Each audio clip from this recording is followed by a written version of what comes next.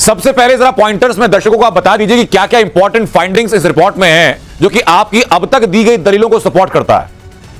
देखिए, सबसे पहले आर्कियोलॉजिकल सर्वे ऑफ इंडिया ने यहाँ पे एक प्री एग्जिस्टिंग स्ट्रक्चर पाया है और अपने कंक्लूजन में एएसआई ने कहा है कि जो प्री एग्जिस्टिंग स्ट्रक्चर था वो एक हिंदू मंदिर का था और इस तथाकथित से पहले यहाँ पे एक हिंदू मंदिर एग्जिस्ट करता था। ये सबसे इंपॉर्टेंट और क्रूशियल फाइंडिंग है एएसआई की।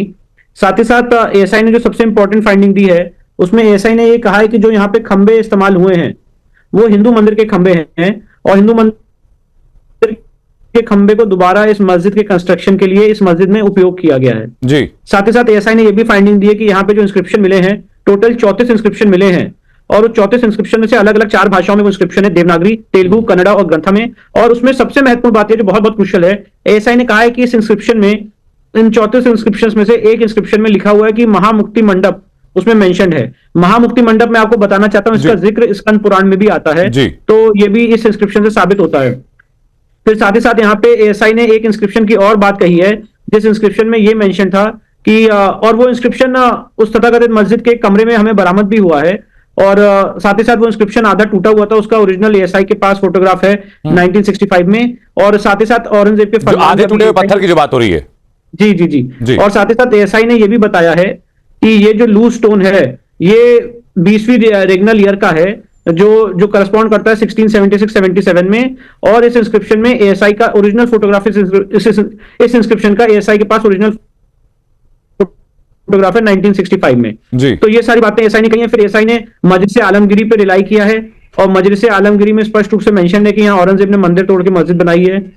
साथ ही साथ एएसआई ने जो बहुत इंपॉर्टेंट फाइंडिंग है उसको मैं आपको बताना चाहता हूं। एएसआई ने कंक्लूड किया है कि यहाँ पे एक पहले जो हिंदू मंदिर था उसको डिस्ट्रॉय किया गया है 17वीं शताब्दी में औरंगजेब के समय और उसको ही मॉडिफाई किया गया है, रीयूज किया गया है इस स्ट्रक्चर को बनाने के लिए जी।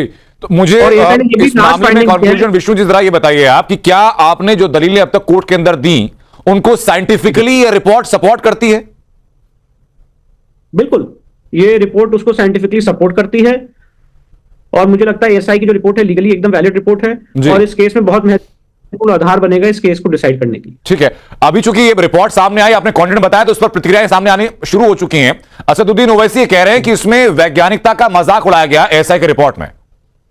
देखिए, अकबरुद्दीन ओवैसी तो मुझे लगता है कि ऐसे बैरिस्टर हैं जो लॉ का मजाक उड़ाते हैं, जो लॉ एक बैरिस्टर होने के बाद इस देश में ऐसी बातें करते हैं जो कोई एक बैरिस्टर या लॉयर नहीं कर सकता है। तो उन्हें ना आर्कियोलॉजिकल सर्वे ने क्या साइंस उपयोग की इसका ना पता है, ना 92 डेज के सर्वे में वो थे, ना वो इस केस में पार्टी हैं। तो सिर्फ एक पॉलिटिकल बयान दे देना और जिसका कोई लीगल कोई सरोकार नहीं होना, मुझे लगता है ये उनकी अपनी सोच हो सकती है पर ये कोई भी रीजनेबल आदमी सेंसिबली नहीं सोच सकता जी।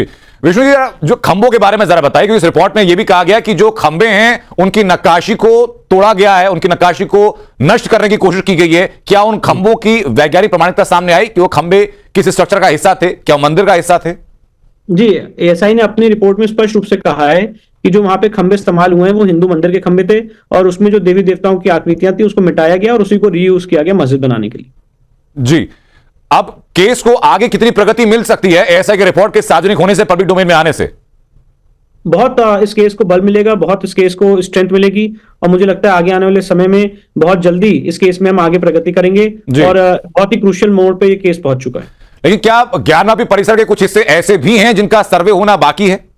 हाँ, जो सील्ड एरिया है जिसे वजू टैंक कहा जाता है जहां पे शिवलिंग बरामद हुआ था, उसके सर्वे का ऑर्डर हमने करवाया था ऑनरेबल इलाहाबाद हाईकोर्ट से 12 मई 2023 को, जिसको सुप्रीम कोर्ट ने 19 मई 2023 पे रोक लगा दी। और हमारा अगला कदम यही होगा कि हम सुप्रीम कोर्ट में उस एरिया को खुलवाने की मांग करेंगे और ये कहेंगे कि वहां पे भी आर्कियोलॉजिकल सर्वे का सर्वेक्षण किया जाए। तो एएसआई की रिपोर्ट क्या एएसआई के अगले सर्वे को स्पीड अप करने के लिए सहायक साबित हो सकती है?